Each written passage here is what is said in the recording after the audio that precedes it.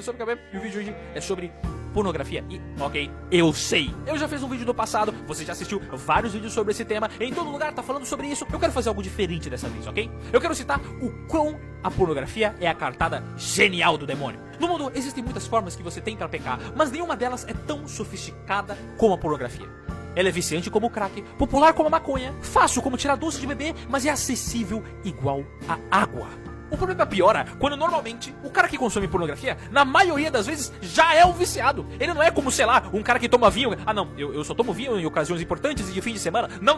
Na maioria das vezes, o cara que consome pornografia faz isso 1, 2 vezes por semana. Ou às vezes, 2 vezes por dia. O sujeito já tá num nível onde o negócio se tornou uma rotina pra ele.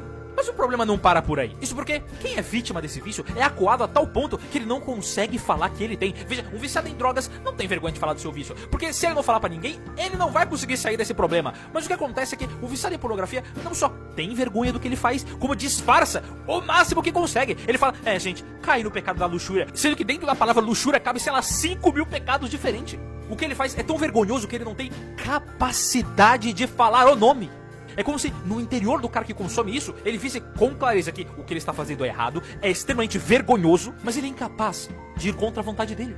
Ele só não consegue, ele não consegue. A vontade dele é como se fosse soberana naquele momento. Mas calma aí, as coisas vão piorar, ok? Porque o consumidor de pornografia tá como que no meio de um furacão. Ele tem um vício sério, que destrói a mente dele, prejudica interações sociais, traz problemas psicológicos e a longo prazo resulta em disfunção sexual. Ele tá ferrado. Ele então tenta parar, consegue por, sei lá, 1, 2 semanas, depois ele fracassa miseravelmente e vive então o tempo todo num contínuo estado de agonia constante. Porque ele sabe que, como pornografia é um pecado mortal, se ele morrer, ele vai pro inferno. Ou melhor, pra ser caridoso, ele tem grandes possibilidades de ir para o inferno. Mas ninguém pode ajudar ele, porque ninguém pode saber do vício que ele tem. Veja, eu falei que era a cartada perfeita. O diabo vai levando pessoas pro inferno e ninguém vai sabendo como. Ele coloca na pessoa um vício que ninguém pode saber que ele tem, que ele alimenta esse vício quase todos os dias, constantemente, e que esse vício ainda é um pecado grave. Simplesmente a cartada perfeita. Há meses atrás eu li uma mensagem de uma pessoa dizendo que se eu escrevesse um livro, ela compraria na mesma hora. Então eu tinha pensado, ok, sobre o que eu deveria escrever? Sobre o que eu deveria tratar? Então, diversos temas vieram na minha mente, outros foram embora, mas outros temas ficaram na minha mente por muito tempo. Mas o que sempre esteve lá era o problema com a pornografia.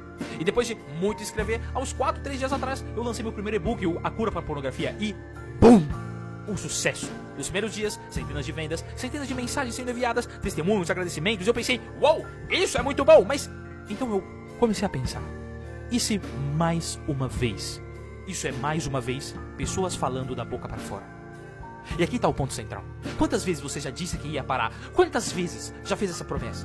Quantas confissões? Quantas vezes juntou as mãos e se arrependeu? Mas toda vez volta para a mesma lama. Então eu comecei a pensar, ok. Diversas pessoas compraram o e-book, se utilizaram dele, ficaram emocionadas, melhoraram graças a ele. Mas e se daqui um mês voltar novamente? E se você fracassar mais uma vez? Foi então que eu pensei, ao invés de fazer um vídeo marqueteiro dizendo que se você quer sair da pornografia, pega o e-book, lê com atenção e coloque tudo em prática, eu quero fazer o contrário. Eu quero que esse vídeo seja uma barreira pra nem todo mundo ler o e-book. Porque se você não conseguir mudar de mentalidade agora, não vai ser com o e-book em mãos que vai acontecer. Eu coloquei um negócio por 11 conto pra todo mundo conseguir comprar, mas dessa vez eu não quero que você tenha. Porque não vai adiantar de nada. Se as coisas que eu vou falar pra você agora não conseguir colocar lucidez na sua cabeça, então eu simplesmente desisto. Por isso é necessário então ter noção das coisas. Sejamos sinceros, você por acaso está lutando contra a fome, contra a escravidão nos becos de Bangladesh? Não, você não tá. Não existe nada mais importante pra você nesse momento do que largar o mal da pornografia. E isso aqui é muito importante. Eu sei que é muito legal ser rico, eu sei que é muito legal trabalhar, ganhar dinheiro, mas meu amigo, isso é o ponto secundário. Veja, eu não sei qual é a sua prioridade, mas eu tenho certeza que não é maior do que essa. Se você é um cara que consome pornografia, se você é um cara que tá viciado nisso, esse é o seu foco principal. Como eu disse no início desse vídeo, a pornografia é um pecado mortal. Se você morrer em estado de pecado mortal, você vai para o inferno. E isso aqui é ponto pacífico. Será que você ainda não acordou? Ei, não existe batalha mais importante pra você do que essa, neste momento. Porque ainda que você lutasse contra a fome no seu país, ninguém vai pro inferno porque sente fome. Ou ainda que lutasse contra a escravidão no leste europeu, ninguém vai pro inferno por ser um escravo. Mas tu sim. Você vai pro pecar mortalmente todos os dias. Parece que as pessoas se esqueceram que essa é a batalha mais importante. Se tem algum pecado mortal que você comete, então a sua batalha mais importante é combater este pecado mortal. Ponto. Se uma bomba nuclear fosse atirada no Brasil, isso não seria um problema maior do que você em estado de pecado mortal. Mas o que vai piorando é que o sujeito, por ser rodeado de pessoas que não são católicas, ou que são católicas de BGE, começa a escutar: e Deus vai te condenar por uma coisa tão boba, e que todo mundo faz, o que, com todo respeito, é um absurdo. Ainda que o meio que você está inteiro cometa todo tipo de atrocidade, isso não faria a atrocidade ser menor, só porque ela é socialmente aceita no meio que tu vive. Ou a traição deixa de ser pecado, só porque tu tem vários amigos poligâmicos. Ou o roubo deixou de ser pecado, só porque, você tá no Brasil, aqui tem um jeitinho brasileiro, mas é pra você levar vantagem em tudo, não é mesmo? Pronto, agora que uma parte de vocês já se irritou, podemos continuar com a próxima parte, que é sobre você. E veja, aqui se concentra a parte mais importante. O homem foi criado para Deus e não descansa enquanto não estiver em Deus. O homem, quando cai, não somente na pornografia, mas em qualquer outro pecado, é uma tentativa do homem de suprir um vazio que não vai ser preenchido. E por isso, o homem deve reconhecer a sua dignidade e se afastar da lama. Note como nos casos de estranheza, ver uma criança falar palavrões. Porque até o mais insensato dos homens consegue ver que a pureza, a dignidade de uma criança pura e inocente não combina com a vulgaridade, a pequenez, a maldade de certos palavrões. Isso acaba nos causando escândalo. E na pornografia ocorre a mesma coisa. É um pecado tão baixo, tão pequeno, que quando o homem se acostuma a fazer isso, só mostra a sua própria baixeza. O homem se rebaixa em tal nível que ele não comete nem pecado com outro ser humano, mas com si mesmo. Ele é um mal para si mesmo. Ele não consegue ficar sozinho. Ele é um homem que não consegue conviver com o próprio ser, porque é um sujeito dividido entre o que ele deve ser, a sua dignidade, a sua força, o local onde deve chegar, e os desejos dele que jogam ele para um lado, para o outro, como se fosse um brinquedo, uma peteca. Ele é um bicho. É como se na sua mente a paixão de Cristo se apresentasse novamente. De um lado, o desejo incessante que ele tem, que ele não consegue controlar de jeito nenhum, e do outro, a consciência. A consciência dele, que denuncia a ele esse erro tremendo que ele está cometendo, que ele não deve fazer isso. As duas forças então entram em choque. De um lado, Barrabás, e do outro, Jesus. Onde ele continuamente grita todas as vezes: queremos Barrabás. E quando sua consciência, vendo que ele acabou de tomar sua decisão, optou pela sujeira, pela baixeza, pelos vermes, ela então pergunta: que hei de então fazer a Jesus que se chamou Cristo? E o homem é obrigado a repetir a cena do Evangelho: seja crucificado. E naquele momento, e dia após dia, o homem crucifica um Deus em seu coração. Várias e várias vezes. Em troca de alguns segundinhos de prazer. Eu vejo muitas pessoas que caçoam de outras que são gordas, que têm grandes problemas, e dizem: caramba, mas não é só fechar a boca, não é só parar de comer. E outros que dizem: caramba, mas o cara é viciado em apostas, não é só parar de apostar. Não entendem que julgam os outros, sem compreender que seu pecado é exatamente o mesmo. A mesma mulher que não consegue parar de comer, ou o mesmo cara que não consegue parar de apostar, possuem exatamente o mesmo mal que você.